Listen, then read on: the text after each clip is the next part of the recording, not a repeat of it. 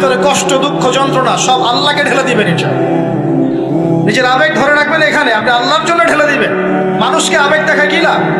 মানুষ আপনার চোখের পানির মর্ম বুঝবে? মানুষ কি মানুষের চোখের পানির মর্ম বোঝে? আপনার পিতা যদি মারা যায়, আমার কাছে এসে দোয়া চান কান্নাকাটি করে, আমি দোয়া করতে পারবো, কিন্তু আমি কিন্তু আপনার ফিলিংসটা বুঝতে পারবো। আপনার অনুভূতি কে বুঝতে পারবেন? আল্লাহ পাক আপনার ঘাড়ের রগের চেয়েও কাছে আছে। সুবহান সুবহান, আল্লাহ পাক ঘাড়ের রগের চেয়ে কাছে আছে। গতকালকে বাংলাদেশের একজন বরেণ্য আলেমের সাথে একটা কনফারেন্সে ছিলাম। উনি বলছিলেন যে এক ব্যক্তি, এটা শোনেন, এক ব্যক্তি খুব তার শখ যে তিনি সাহাবীদের মতো নামাজ পড়া শিখবেন। কথা বুঝতে পারছেন? সাহাবীদের মতো নামাজ শিখবেন। তো একজন বরেণ্য আলেমের কাছে এসেছেন, এসে বলছেন যে আমাকে সাহাবীদের মতো নামাজ শিখিয়ে দেন। তখন সেই আলেম আরেকজন আলেমের সন্ধান দিয়েছেন, যে তুমি তার কাছে যাও, তিনি শেখাবেন। তো সেই ব্যক্তি একটু অবাক হয়েছেন, কারণ যাকে প্রশ্ন করেছিলেন তিনি অনেক বড় মুহাদ্দিস, আর যার কাছে পাঠানো হচ্ছে তিনি অত বড় মুহাদ্দিস নন, কিন্তু আবেদ, আমল করে। তাকে গিয়ে বলছেন উনি আমাকে পাঠিয়েছেন সাহাবী মারা নামাজ শিখিয়ে দেন। তখন তিনি বলছেন ঠিক আছে, সুন্দর করে ওযু করে আসো, সুন্দর করে ওযু করে আসো। ওযু করার সময় খালি খেয়াল রাখবা যে আমি ওযু করছি শুধু আল্লাহর সন্তুষ্টির জন্য। কি খেয়াল রাখবেন? ওযু করছি শুধু আল্লাহকে রাজি খুশি করার জন্য ওযু করছে, আর কোনো উদ্দেশ্য নাই আমার। ওযু করতে যাচ্ছে, তিনি আবার বলছেন দাঁড়াও, শুধু আল্লাহকে রাজি খুশি করার জন্য ওযু করো। আবার শুরু করছেন, আবার বলছেন শোনো, শুধু আল্লাহকে রাজি খুশি করার জন্য ওযু করো। এভাবে বলতেই আছেন, নামাজে দাঁড়িয়েছেন, দাঁড়ানোর আগে বলছেন শোনো, শুধু আল্লাহকে রাজি খুশি করার জন্য নামাজ পড়ো। বলতেই আছেন।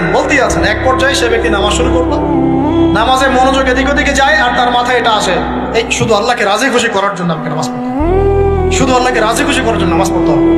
এই চিন্তা তার মনের মধ্যে ঘুরপাক খাচ্ছে। এভাবে নামাজটা সে শেষ করেছে।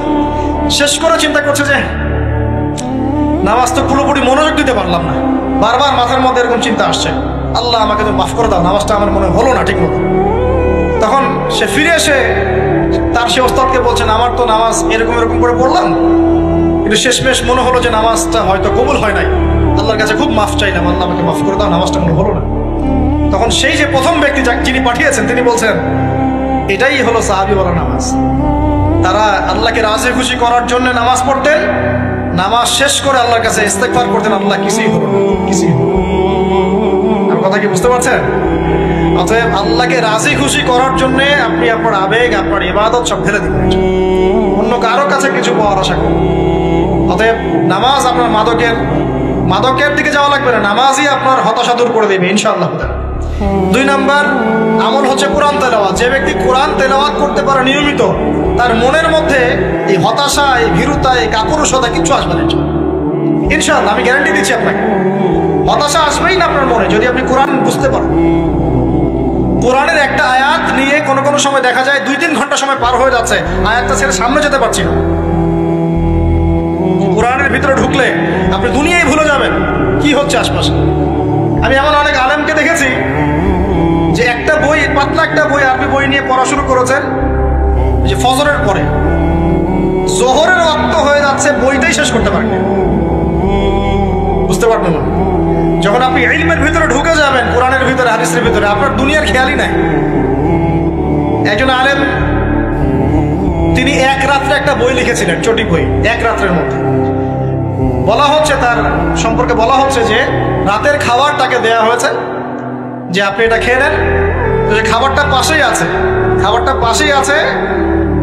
খাবো, এটা লিখে খাবারটা খাবো, এরকম তার চিন্তা ছিল। ফজর হয়ে গেছে, বই লিখাও শেষ, খাবার এই অবস্থায় পড়ে আছে, ডুবে গেছেন ভিতরে, খাওয়ার মাথায় খেয়াল নাই। এরকম হয়। একজন মনীষী, বিখ্যাত মনীষী, রিয়াদুস সালেহীন কিতাবের রাইটার, সংকলক আল্লামা নববী রাহিমাহুল্লাহ, এরকম সারা রাত চলে গেছে, পাশে 2টা খেজুর, ওই 2টা খেজুর খাওয়ারই সময় পাবে। হাদিস নিয়ে গবেষণা করতে রাত পার হয়ে গেছে।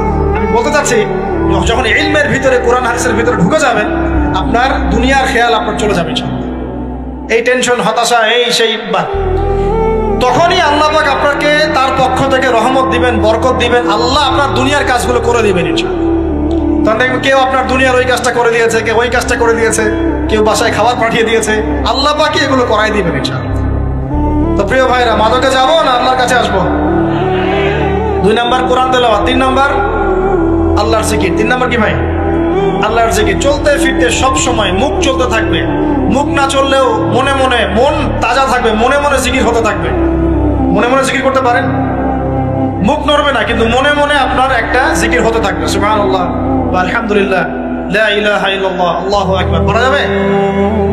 পারে। মানুষের মন কখনো চুপ করে থাকে না, কিন্তু মানুষের মন অলওয়েজ কিছু না কিছু চিন্তা করতেই থাকে, করতে থাকে না, যতক্ষণ না ঘুমায় মানুষ। তো প্রিয় ভাইরা, বেশি বেশি জিকির করবো, সুবহানাল্লাহ, আলহামদুলিল্লাহ, লা ইলাহা ইল্লাল্লাহ, আল্লাহু আকবার, লা হাওলা ওয়ালা কুওয়াতা ইল্লা বিল্লাহ, এগুলো চলতে থাকবে। আল্লাহ পাক তৌফিক দান করুন। আমরা আমাদের সমাজে যুবকদেরকে এরকম টিকটকে দেখছি, অনলাইনে আসক্ত দেখছি, জেনায় আসক্ত দেখছি, পর্নোগ্রাফিতে আসক্ত দেখছি। আমরা দেখছি আমাদের যুব সমাজকে মাদকে আসক্ত, কিশোর গ্যাংয়ে আসক্ত। এগুলো কি আমাদের কাম্য ছিল ভাই?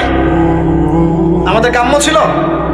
এই অবস্থায় কি যুব সমাজ আল্লাহ পাকের দিনের পতাকা হাতে নিয়ে আল্লাহর জমিনে দিন কায়েম করতে পারবে কিনা একটু আমাকে উত্তর দেন দেখি। এখন এই অবস্থায় পারবে? অতএব অবস্থার উন্নতি করতে হবে কিনা? উন্নতির জন্য রাজি আছি কিনা ইনশাআল্লাহ? আমরা চাই কি আল্লাহ পাকের দিনটা আল্লাহর জমিনে প্রতিষ্ঠা লাভ করুক, আল্লাহর দিন সবার ঘরে ঘরে পৌঁছে যাক, আল্লাহ পাকের দিনের যে সৌন্দর্য সবাই সেটাই, এই সৌরভটা সবাই পাক। আমরা চাই কিনা সমাজে শান্তি প্রতিষ্ঠা হোক, আবার সেই রাসূলের মতো যুগ চলে আসুক? আমরা চাই কিনা? অতএব আমাদের সবাইকে যৌবনের এই প্রলোভনগুলো থেকে বেরিয়ে এসে আল্লাহ পাকের ইবাদতে আত্মনিয়োগ করতে হবে। আল্লাহ পাক আমাদের সবাইকে তৌফিক দান করুন, বলি আমিন। আমাদের সবাইকে আল্লাহ রাব্বুল আলামিন কোরআন এবং হাদিসের গভীর জ্ঞান অর্জন করার তৌফিক দান করুন, বেশি থেকে বেশি ইবাদত করার তৌফিক দান করুন। আল্লাহ পাক সবাইকে হারাম সমস্ত রিজিক থেকে বাঁচিয়ে রাখুন, জেনা, ব্যভিচার এবং নারীর ফিতনা, মাদক থেকে আল্লাহ বাঁচিয়ে রাখুন। আল্লাহ পাক আমাদের সবাইকে হালাল রিজিক, হালাল সম্পর্ক যথেষ্ট করে দিন। আল্লাহ পাক আমাদের সবাইকে যেন দিনের দাওয়াতের মেহনত করার তৌফিক দান করেন এবং আলেম ওলামার সাথে পরামর্শ করে দিন শেখার এবং বোঝার তৌফিক দান করেন। আর লেকচার শেষ করার আগে দুটো বিষয় বলে শেষ করছি, একটু মনোযোগ দিন। একটা হচ্ছে আমাদের যুবতী দিনী বোনদের জন্য, এখানে বোনরা আছেন না? আছেন কি না? দিনী বোনরা আছেন? একটা নসিহত দিনী বোনদের জন্য আমি একটা নসিহত করতে চাচ্ছি, একটা নসিহত। আমার এই একটা নসিহত একটু মন দিয়ে শুনুন প্রিয় দিনী। রাসূলুল্লাহ সাল্লাল্লাহু আলাইহি ওয়াসাল্লাম আমাদের দিনী বোনদের জন্য জান্নাতে যাওয়ার একটা ফর্মুলা বলে দিয়েছেন। আমি কি বলবো সেটা? আচ্ছা, রাসূলুল্লাহ সাল্লাল্লাহু আলাইহি ওয়াসাল্লাম বলেছেন আমাদের দিনী বোনেরা, আমাদের মায়েরা, এই নারী জাতি মাত্র 4টা কাজ করলে জান্নাতের যে কোনো দরজা দিয়ে ইচ্ছা প্রবেশ করতে পারবে। খুশি হন নাই? কয়টা কাজ? মাত্র 4টা। এক, যদি আমাদের দিনী বোনেরা 5 ওয়াক্ত নামাজটা ওয়াক্ত মতো পড়ে, আল্লাহ পাক তৌফিক দান করুন, বলি আমিন। 2 নাম্বার, যদি তারা রমাদান মাসের রোজাটাকে ঠিক মতো আদায় করতে পারে।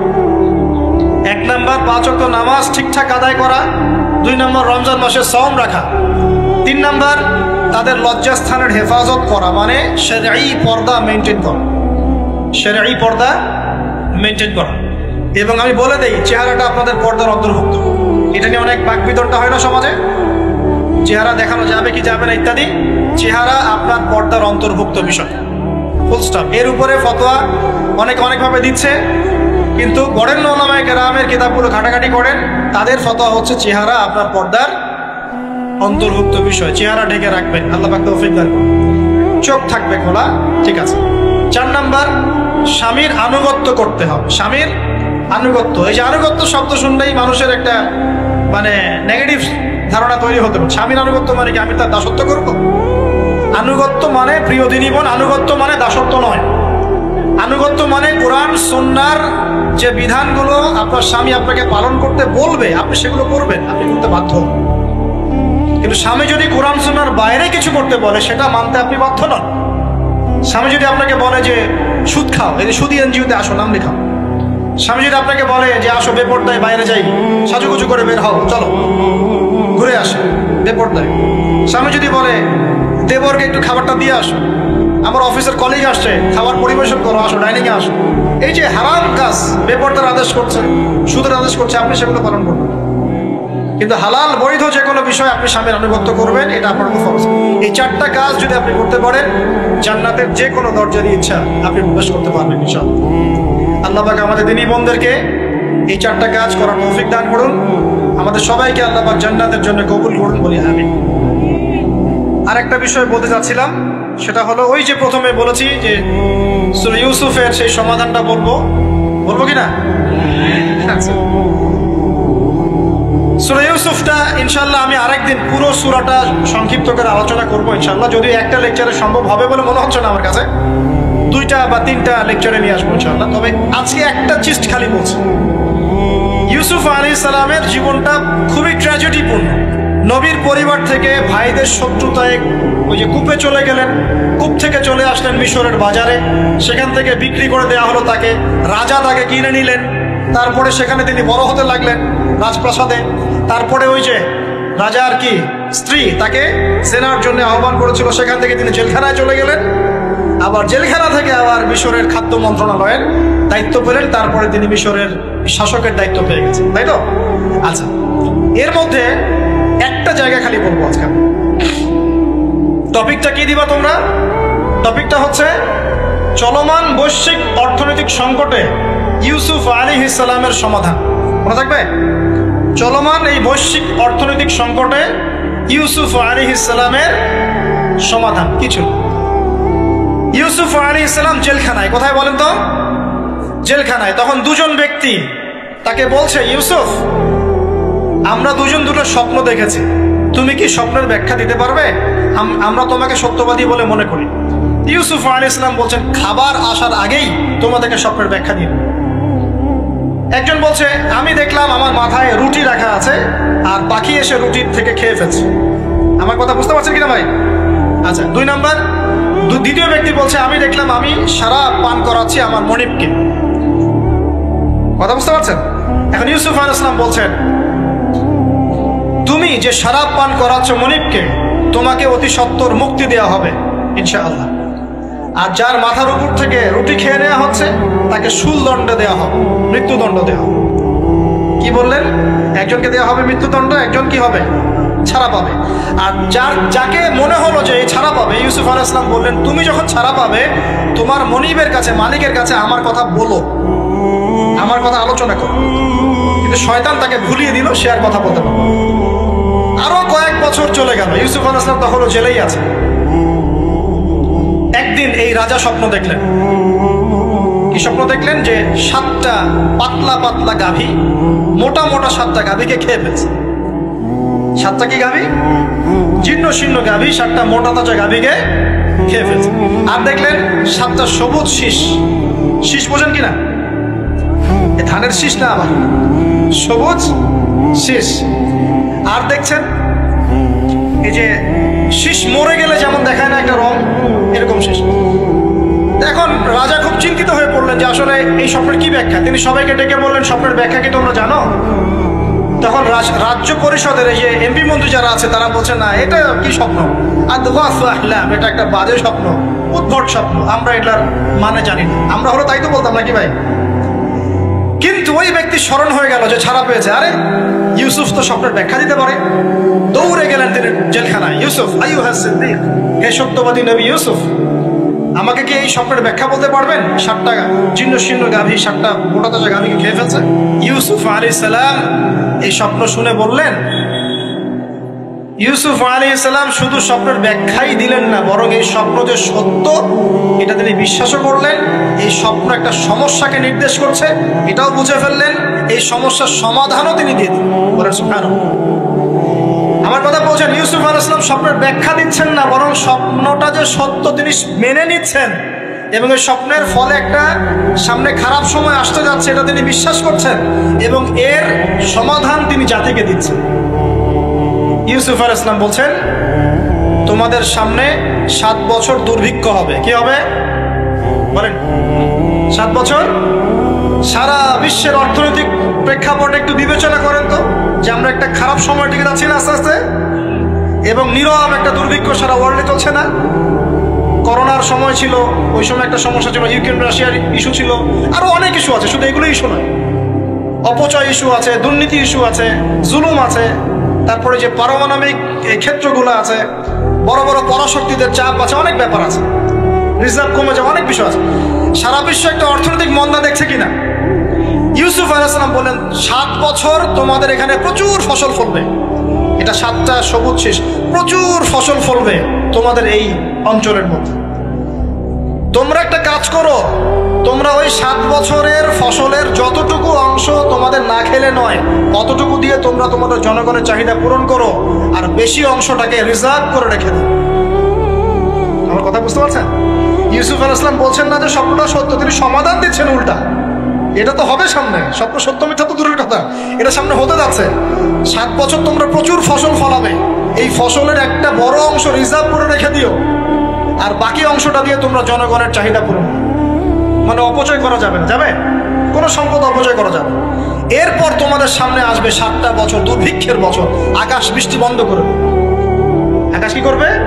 বৃষ্টি বন্ধ করে দেবে। তার মানে ওই 7 বছর আমরা কিভাবে চলবো তাহলে? এই যে রিজার্ভ করেছি, এই রিজার্ভ বা সঞ্চিত সম্পত্তি আমরা 7 বছর চলবো।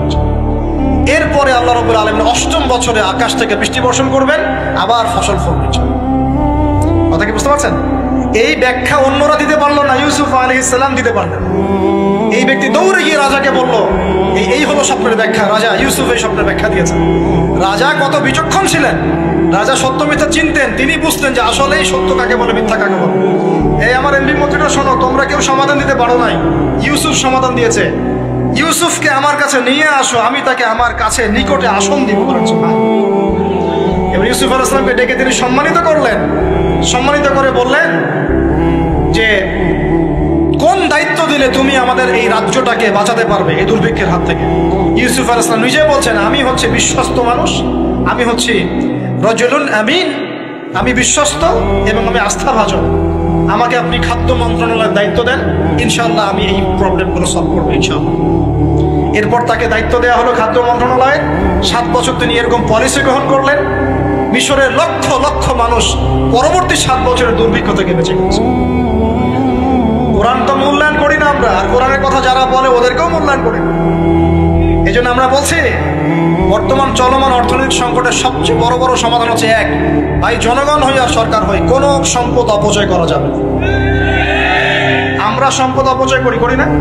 আপনি উজু করেছেন, আপনি 1 বালতি পানিতে উজু করেছেন, ট্যাপ ছেড়েছেন, মসজিদের 1 বালতি পানি চলে গেছে, কেন পানি অপচয় করবেন?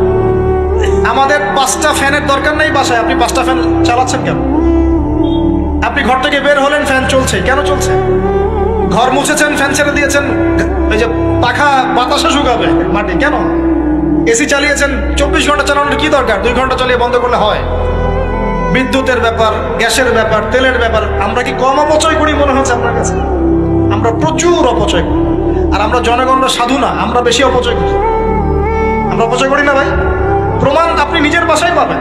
পানির অপচয়, আপনার তেলের অপচয়, আপনার গ্যাসের অপচয়, আপনার বিদ্যুতের অপচয়, এগুলোর উপর কঠিন আইন করা দরকার। অপচয় করলে শাস্তি দিতে হবে, অপচয় করা যাবে না। অপচয় কমালে কি হবে? আমরা সম্পদ বেশি রিজার্ভ করতে পারবো। এই যুগে কি কি সম্পদ রিজার্ভ করলে আমরা সচ্ছল হতে পারবো, এই হেদায়েতগুলো আপনাকে ওই সোকল প্রোটেস্ট্যান্ট মৌলবীরা দিতে পারবে না ইনশাআল্লাহ তাআলা, কারণ তাদের কাছে ইকোনমিক্সের জ্ঞান নাই। এই যুগে যদি আমরা গ্যাস রিজার্ভ করতে পারতাম, তেল রিজার্ভ করতে পারতাম, গোল্ড রিজার্ভ করতে পারতাম, সিলভার রিজার্ভ করতে পারতাম, এবং যে কারেন্সি সারা ওয়ার্ল্ড ওয়াইড চলছে এখন, এগুলোকে রিজার্ভ করতে পারতাম, এবং জনগণের যতটুকুতে প্রয়োজন এতটুকু সাপ্লাই করে বাকিটা রিজার্ভ করে রাখতে পারতাম, আসন্ন সময়ে এটা দিয়ে আমরা বৈশ্বিক সংকট মোকাবেলা করতে পারতাম। আমার কথা রাগ করলেন? আমি কি কারো শত্রু? কোন দলের লোক?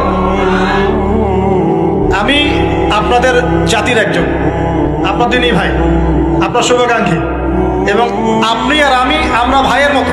কিসের মতো? নিজের ভাইয়ের মতো। আপনার গায়ে আঘাত লাগলে আমি কষ্ট পাবো, আপনাকে গালি দিলে আমি কষ্ট পাবো। আমাদের জনগণের ক্ষতি হলে আমাদের বুক কাঁদবে না? জনগণের ক্ষতি হলে, দুঃখ দুর্দশা হলে আমাদের বুক কাঁদা উচিত, উচিত কি না? আমাদের সবাইকেই যার যার দায়িত্ব পালন করতে হবে। আমরাও অপচয় বন্ধ করে দেবো ইনশাআল্লাহ। রাজি আছি ইনশাআল্লাহ? যত বাকি বকেয়া সব আছে সব পরিশোধ করার চেষ্টা করবো ইনশাআল্লাহ।